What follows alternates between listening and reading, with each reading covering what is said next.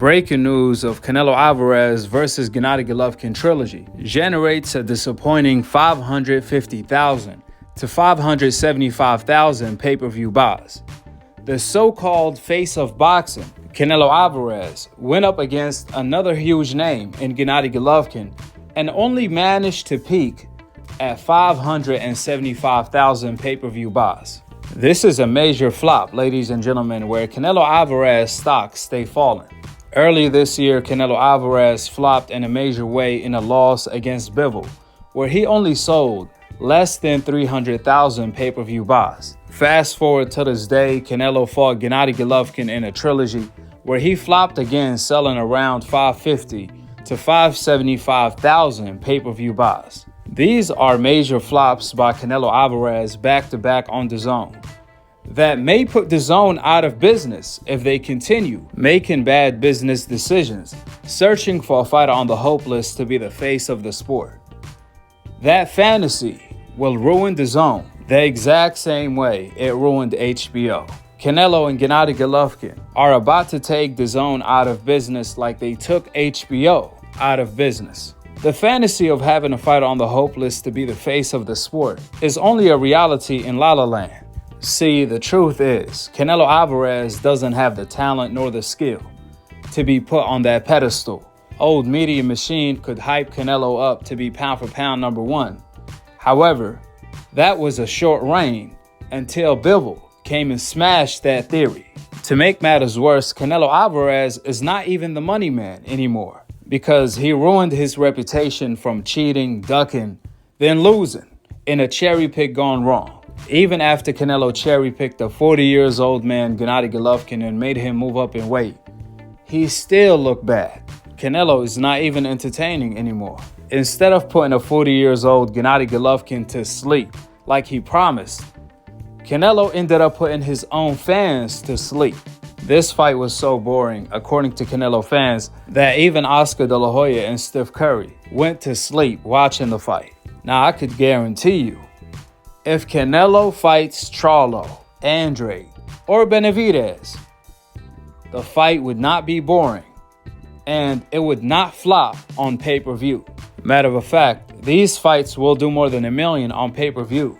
If Canelo had the confidence and the cojones to fight the Fabulous Four of his time, that's the only way Canelo could start selling again, is by fighting the fights that the fans want to see, instead of continue ducking and cherry picking, which is ultimately the reason behind the results of him flopping. Canelo stay cherry picking fights that no one is asking for, like the Gennady Golovkin fight.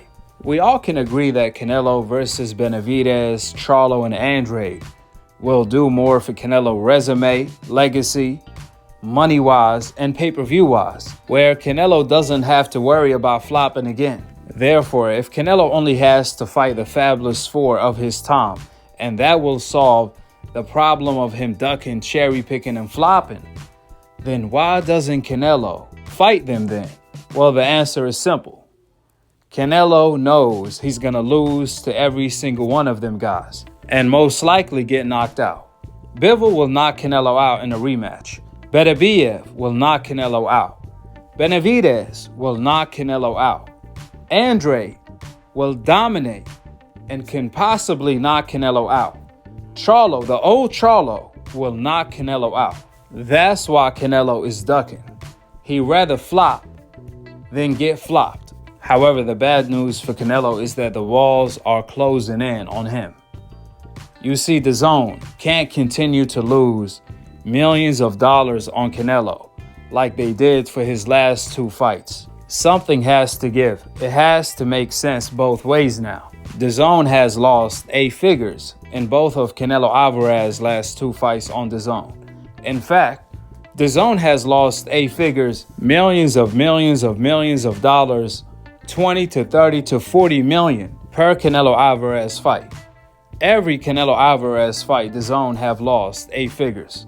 That's why you see DAZN post the full fight between Canelo Alvarez and Gennady Golovkin trilogy. The full fight, they posted it today on their YouTube channel. Think about it. What pay-per-view have you ever bought where the network chose to release the full fight? 2 days later. It never happened. That's how much this fight flopped. They trying to get revenue in any kind of way, shape, or form. Furthermore, I even predicted that this trilogy was gonna flop and sell between 500 to 700,000 pay-per-views. I'm gonna leave the link for that video in the comment section below. It was Leonard Ellaby giving his thoughts on the pay-per-view between Canelo and Triple G on DAZN.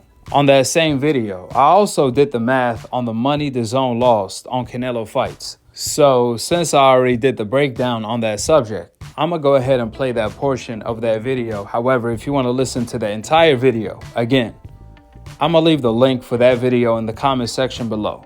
It was a very informative video, so check it out. This is the norm. Every time Canelo and Triple G fought on the network, DAZN lost some serious money. In fact, when Canelo fought Daniel Jacob, DAZN lost around 30 million. If you don't believe me, people lie, women lie, however, numbers don't lie. It was reported back in the day when Canelo fought Daniel Jacob that that fight did the highest ratings on DAZN, which was 600,000 in the US and 600,000 outside of the United States. The total viewership was 1.2 million. And DAZN was happy with that. That's why they released the numbers. But like Leonard Ellaby pointed out, if they happy with that, then they are in the game to lose money. Because if you do the math, back then pay-per-view did not exist. And subscription outside of the United States cost $1. UK DAZN did not exist back then. Here in the US, the subscription costs $20 a month, or $8 if you subscribed yearly. Keep in mind, per account, you could have 2 people logged in. So that actually counts as 2 viewership per account. However, we're gonna give DAZN the benefit of the doubt to maximize the revenue that they made for Canelo versus Daniel Jacob. So we're not gonna take in consideration of having 2 viewership per account, which is gonna divide the revenue by 2. Nor are we gonna factor in the $8 per month subscription, which is gonna make the revenue less than half.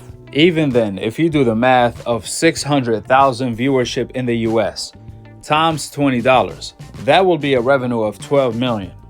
Then if you do the viewership outside of the United States of 600,000 times $1, that's plus 600,000, which will equal a revenue of 12 million and 600,000. Then you could add the gate, which was 8.7 million. That's a total of 21 million and 300,000. This is the maximum revenue DAZN made for Canelo versus Jacob. Keep in mind, this is not factoring in having 2 people per account and the $8 per month subscription, which if we factor that in, that will divide the revenue by 3 or 4. However, let's keep it at the maximum revenue of 21 million and 300,000. Now we have to subtract the promotion for the event. Remember, Teofimo versus Kambosos promotion cost Triller 10 million. So you can imagine what the promotion cost DAZN for Canelo. But let's give DAZN the benefit of the doubt again, and let's say magically the promotion only cost DAZN $1,300,000 for Canelo versus Jacob, which that will leave a total revenue of 20 million that DAZN made off that fight. Let's also say all of the fighters on the undercard fought for free. Even then, if we do the math, DAZN still lost $30 million because DAZN had to pay Canelo $35 million guaranteed.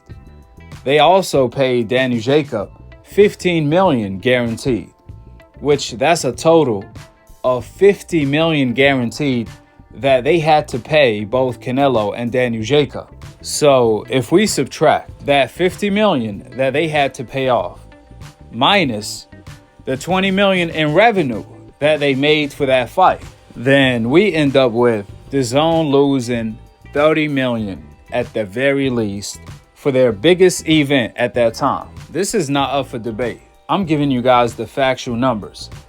People lie, women lie, old media definitely lie. However, numbers don't lie. I did the math right in front of you guys so you guys understand that I'm not exaggerating when I'm giving out these numbers. However, I'm more so underestimating the losses DAZN have received so far. So when Leonard Ellaby says DAZN are $1 billion in the hole, he's telling the truth, because DAZN lost some serious money gambling on desperately trying to make their fantasy of a fighter on the hope list to be the face of the sport. Just look at Canelo Alvarez, for example. They lost around $40 million in the Kovalev fight. They lost millions of dollars every Canelo and Gennady Golovkin fight. Even when they fought each other for the third time, a fight that they thought was gonna save the network, that trilogy even flopped, where they lost some serious money that's not repairable in any kind of way, shape, or form. It's not a coincidence that DAZN do not release their numbers. And when they release their highest numbers for Canelo versus Jacob, come to find out that they lost over $30 million. Just like when Canelo fought Bivol, the pay-per-view only sold less than 300,000, which takes me to the point that I'm trying to make. DAZN made the same mistake HBO made that took them out of business.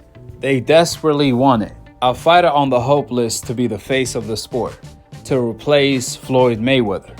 Now the results of that fantasy was one, now possibly two, networks going out of business. If DAZN keeps following the HBO blueprint, they will eventually go out of business. Canelo and Gennady Golovkin are in the path of making history, of taking two major networks out of business in the sport of boxing. It was first HBO, now DAZN. This is one legacy to remember.